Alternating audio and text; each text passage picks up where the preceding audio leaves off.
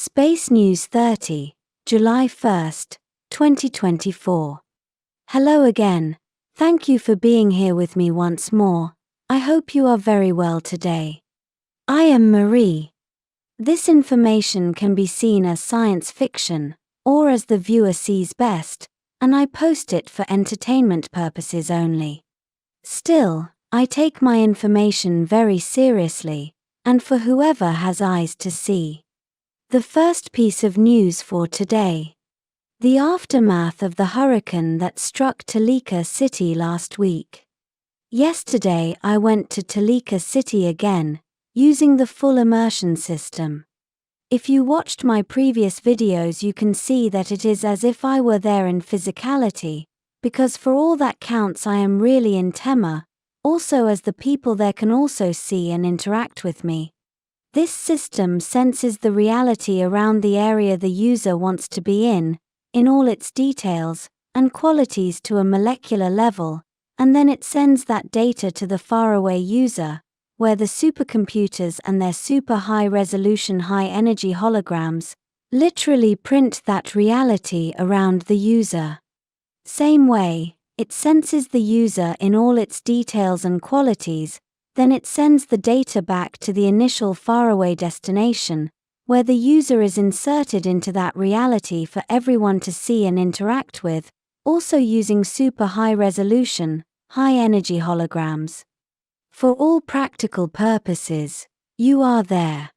When I arrived in Temmer, the first place I saw was the High Council building, and all the workers on scaffoldings, and machines reconstructing the dome that was destroyed during the storm, including a yellow anti-gravity crane. The beautiful gardens around the round building were completely destroyed, and all that was left there was a muddy mess, full of heavy vehicle tracks. The group of people I was with were 2 High Council members, including its chairwoman and her second-in-command, the main representatives of Toleka City, and the group of engineers tasked with the reconstruction. We entered a small shuttle with a transparent top that provided great visibility. We moved around and hovered above the damaged areas, at a very low altitude and very slowly. Over 100 buildings suffered mild to severe storm damage, mostly with their transparent windows torn out and fallen trees and palm trees falling on them. Also many trees were found several stories up, and inserted into the building's sides, trees that were derooted, picked up by the storm and slammed around against everything at hurricane speeds. And here is where I started to notice one of the main causes for all the damage, and also why the rescue forces and their equipment took so long to reach the citizens.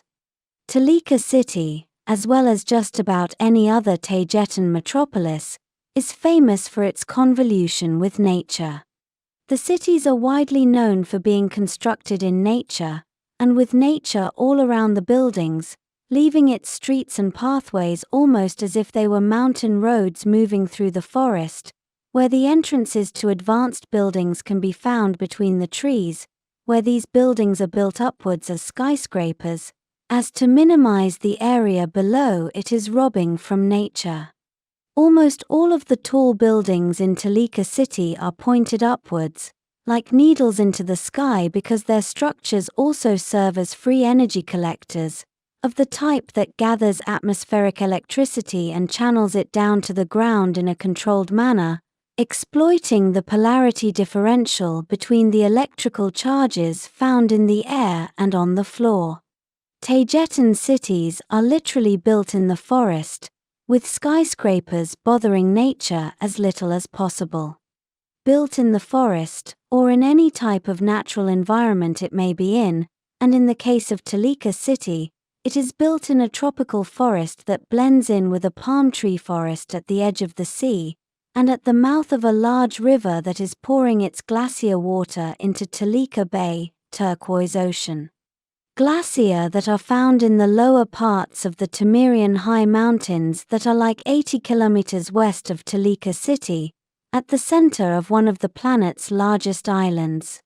Toleka City is built this way, nearly on its entire surface, except maybe for the parts of the city that are at the very center, where the tall buildings are clumped together in a more traditional manner, similar to Earth, for example, yet still have large amounts of trees among them as well as large park areas. Although this sounds very nice and very ecological, it's not very practical in my opinion, first because the distances between buildings can be very large, causing the city to extend its surface a lot more than what a regular city would, and this makes traveling, commuting, and moving from one part of the city to the next very difficult and time-consuming. This also causes the citizens to heavily depend on the city's mag-lev train transportation system, and on their electric vehicles, both land and aerial as well, as many times the distances they must move can exceed practical walking distance. And then there is the constant problem of clearing the debris, fallen branches, and leaves that constantly get in the way of the citizens' movements, not to mention the problems that wild animals and creatures also cause while inside a city. Although I must mention here that there aren't any animals that may be dangerous to Lyrian people, nothing worth worrying about, at least, as the fauna is very benevolent and even friendly, but to a limited degree I must add. There are no poisonous animals, no snakes, and no large predators there, at least near the city, because deep in the wilderness, far from the cities, large cats can be found, mostly of the family of mountain lions, panthers, and leopards, as well as many subspecies of bobcats and lynxes. Although there are sophisticated clearing and cleaning systems to face this tree debris problem, and that are quite efficient I must add, they were quickly overrun and overtasked when the hurricane struck, to the point where they became completely useless.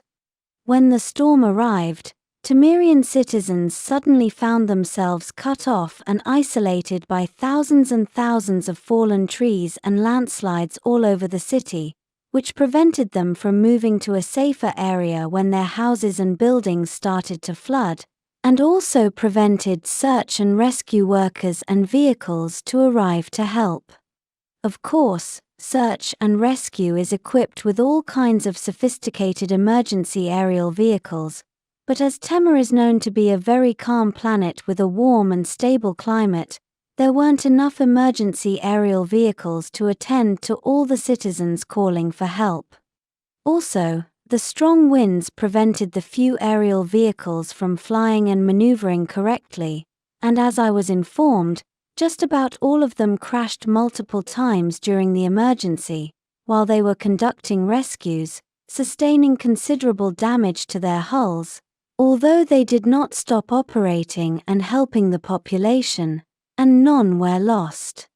When I went to see the search and rescue headquarters in Toleka City, I saw rows and rows of emergency aerial vehicles parked outside their hangars, and all of them were scraped, dinged and bashed all over, with smashed windows and missing parts as well. Nothing ever happens in Temmer, so there weren't enough search and rescue vehicles and personnel to face a large hurricane.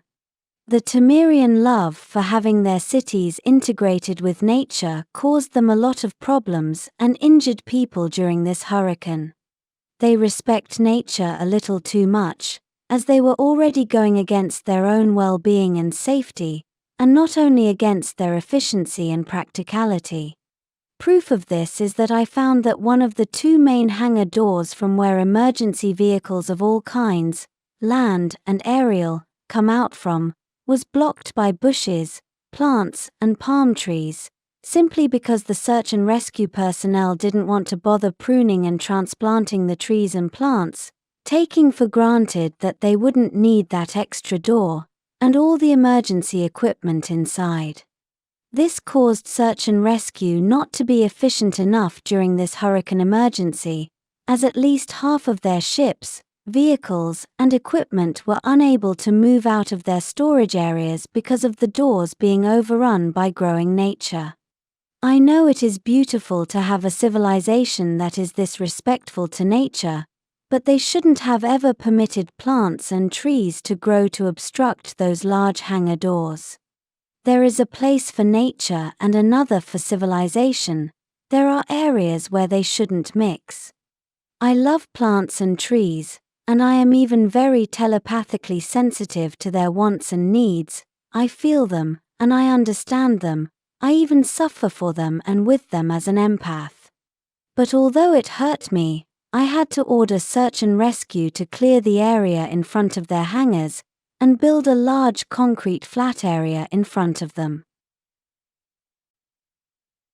Then I had to do the same again, when I saw the damage and the fallen trees blocking the entrance and exit of the local Toleka city starport, the one from where medium-sized shuttlecrafts take off and land, those that are mostly interplanetary, connecting and commuting between the 4 planets of the Taygetan solar system. I also had to order those plants and trees to be transplanted or moved away from the entrances, as starships and shuttles had to do unnecessary extra maneuvers to avoid the trees and plants as they entered and exited the starport. The interstellar starport is located south of Toleka City, and also in Temmerian orbit, where there is a very large, 25-kilometer in diameter, space station, designed to accommodate and dock in large interstellar starships. The interstellar starport south of the city also sustained damage during the storm. After seeing the repairs of this part of the city, we moved north to see how the workers were reconstructing the damaged or destroyed private homes. Most were completely gone, leaving 54 families homeless, yet as a holistic society, everyone is doing their best to build or reconstruct their homes as fast and as well as possible. But I was annoyed to see that they were having trouble getting needed help and raw materials from the nearby islands and their councils, because they were holding on to them in case they would need them if another hurricane struck, even though this one did not damage their cities and towns. This is also because they were already tracking at least 2 other strong weather systems that could turn into 2 other hurricanes. Doing my very best in my role as Princess Queen of Taygeta, I immediately ordered the councils of those adjacent islands to provide the necessary materials to the reconstruction workers, while I also mildly accused them of being unempathetic and very unlike a holistic society.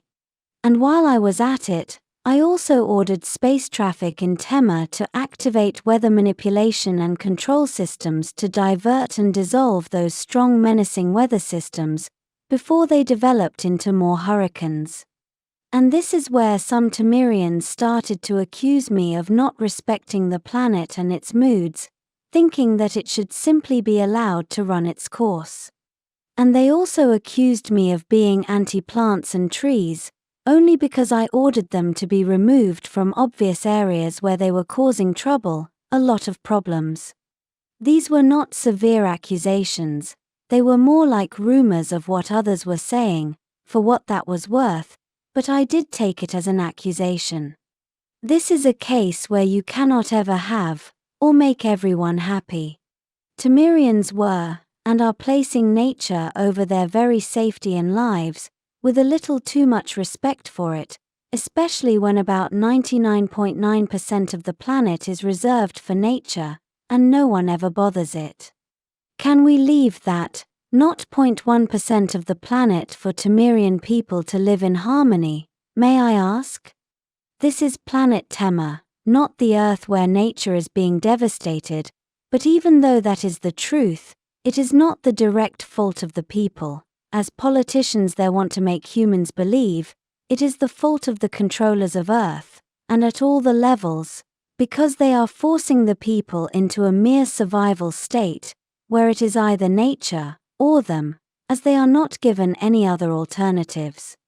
I had to make strong decisions there yesterday, and I stand by them, as it is my task to protect the people, and the environment, giving each one its deserved place, and not mixing them together, causing these disastrous results. This hurricane was a warning for the people of Temmer, that their planet is alive and it can be moody, even though it is considered to be a super-inhabitable planet, and that is with easier living conditions than those found on Earth.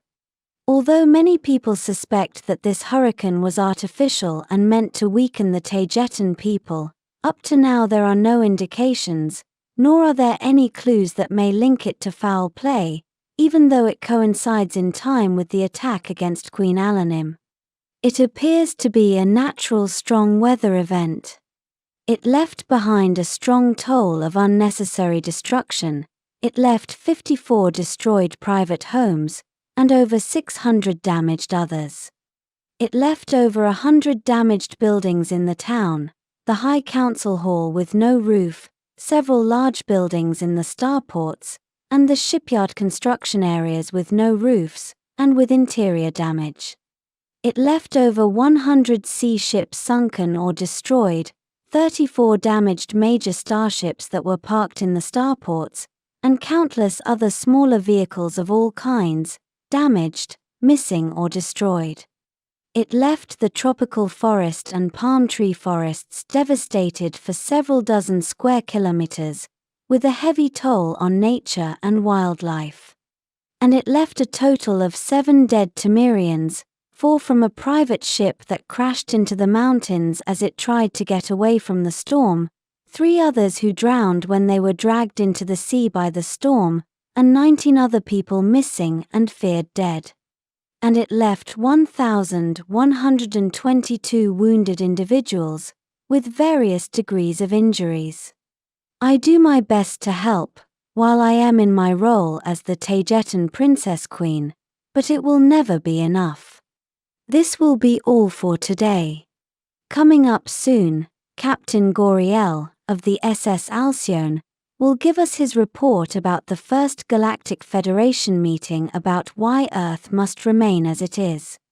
It took place this last Saturday, 29th of June, 2024 in the Andromedan biosphere ship, Viera. As always, thank you for watching my video, and for liking, sharing, and subscribing for more. It helps this channel grow a lot. And I hope to see you here next time.